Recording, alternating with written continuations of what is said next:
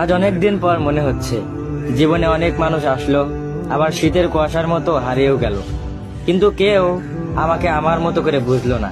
কেউ আমার খারাপ দিকগুলো ছুঁড়ে ফেলে ভালো দিকগুলো খুঁজে নিল না।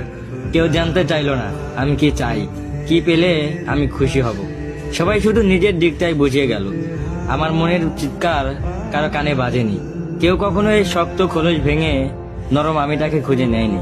এমন না যে আমার জীবনে খুব বেশি মানুষ আসেনি, অনেকেই এসেছে, শুধু থাকেনি কেউ। মানুষ এসেছে, পাশে বসেছে, বিশ্বাস গড়ে তুলেছে, আশ্বাস দিয়েছে আজীবন থেকে যাওয়া। তবে দিনের শেষে আমি কাউকে পাইনি আমার পাশে। সময়ের সাথে সাথে সবাই বদলে গিয়েছে।